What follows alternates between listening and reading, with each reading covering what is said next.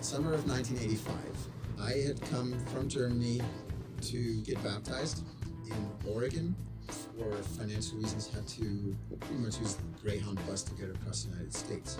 So I met up with the Fisher family in the Chicago area, and from there, we then traveled with this yellow little pickup truck. Ford Courier, okay, to some church sites and then to Denver, and from there to the Grand Canyon because I wanted to see the Grand Canyon. Yeah, so we got there, and I don't think I had planned particularly a particular hike.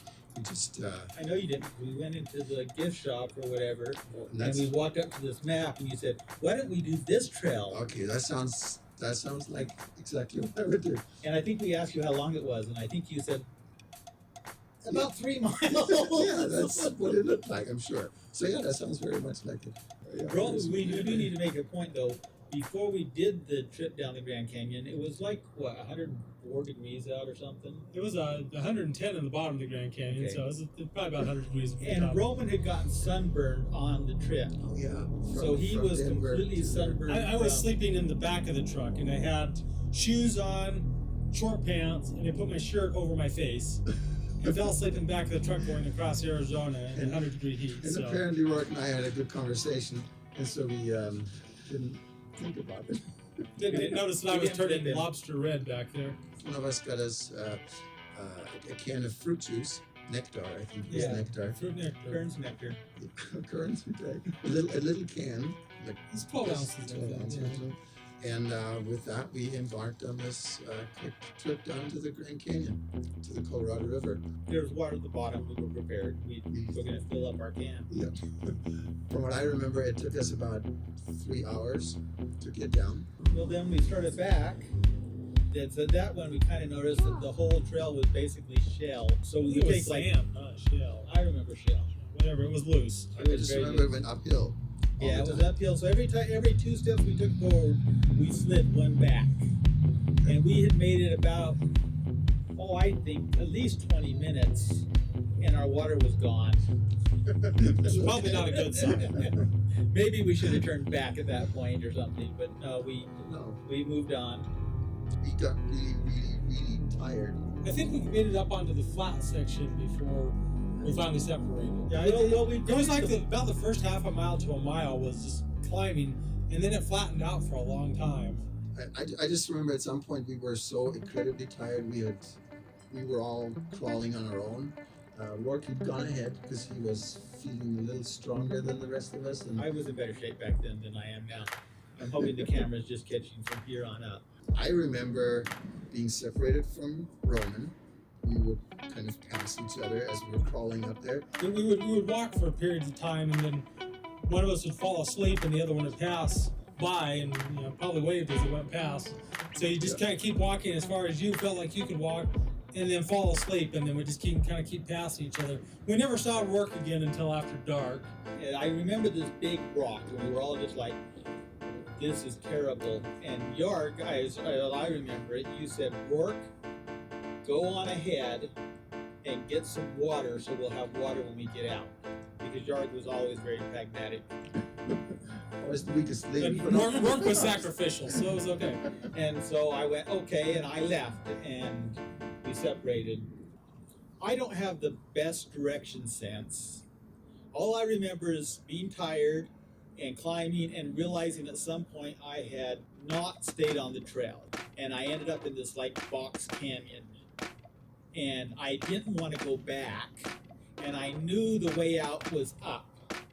And I also remember seeing a helicopter and remember thinking, I don't want them to have to come get us because that's going to cost a lot of money. It must have been maybe 15 feet. It seemed like 1,000 feet to get out. It was just this loose rock and everything. And I just decided I was going to climb it. And I don't remember anything beyond that decision. And then I headed on up this trail, and I remember knowing I was on the trail because the first part was a lot of switchbacks, and I remembered some of that. And as I was on my way up, I could hear a rattlesnake in there, but I was way too tired to run from a rattlesnake. So I picked up a rock and threw it in the general direction of where the sound was coming from, not realizing that I maybe just made the rattlesnake mad, and just let it know, look, I'm not friendly. And then I went on my way. Managed to make it out. Was it dark by then? It was dark by then. And there was a ranger truck parked next to ours, but nobody was in it. And I remember being worried that we could get a ticket for being past time we're supposed to be in the park. Well, Joerg had sent me to get drinks, and so I went driving, and there were no places open. In fact, we were kind of in the middle of the park. I found a rest stop where they had some bathrooms, and it had a soda machine. And we had a big bag of coins, and I fed it every coin we had. And so I must have bought 30 sodas, maybe more. I drank 3 or 4 right then, grabbed the rest of them, and drove back, and they weren't there yet. I don't actually remember. I just remember we could see enough of the path to stay on it. At least I could. And then I remember hearing this rattlesnake. I didn't see it, but I just heard it in front of me. I wasn't smart enough to reach for a rock, or maybe that was stupid. I don't know. So anyway, I decided to leave the path and circle around the rattlesnake. Unfortunately, I got back onto the path, but I didn't think enough to warn you. So I probably just crawled on a little further and lapsed again. Waiting to get enough energy to move on. I think we must have been together at some point towards the bottom of the trail, because I remember that we heard Roark calling down from above, and we yelled to him and said, "Come down, bring us stuff to drink." I'd been waiting at the top, and they weren't there, and they weren't coming, and I'd been flashing. We had a PA system, and I was yelling through the PA system. I couldn't do it, and I would really did not want to go back down. It was hard. It had been hard enough to get out, but I started back down with a flashlight. And I'd only gone like a quarter of a mile, and we started hearing each other. And you got up there and managed to meet up with Roark, and I was exhausted. And by this point, they'd stopped at a spot together, and Joerg was getting something to drink, and they didn't want to come down any further. And so I just went cross country at this point. I didn't think. All I could think about was distance, and the shortest distance was going to go straight. And so I crossed through the switchbacks and just started climbing straight up until I got to where they were. You got to realize, this was Arizona, and he just started climbing up this hill, which was just cactuses and rattlesnakes or whatever, and he was just like, done. Oh dear. Just had to get out. It was like a bear going through the bushes. It was. And once I caught up with them, I promptly sat down, and I think it was Roark said, "I think you're sitting on a cactus."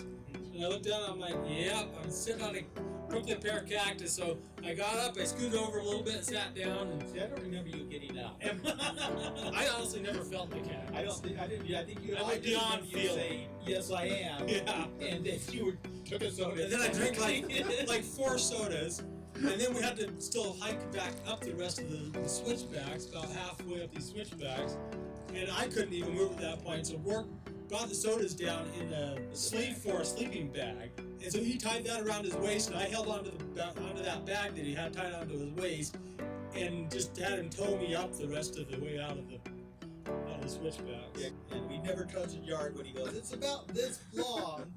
Ever since, I've gone back to the Grand Canyon since then, and Roman has also looked up the trail, and apparently I have been Joerg has back also to the looked Grand up Canyon since. I've been back, and I looked up the trail, and it is 9 miles. And last time I went, we had to take a bus because you couldn't drive into the park or where we were anymore. And they had a sign in the bus, and it shows 3 teenage type boys, older teenage boys, and it says, "This is what the average group that gets lost and has to be rescued from the Grand Canyon looks like." And it could have been our pictures on there.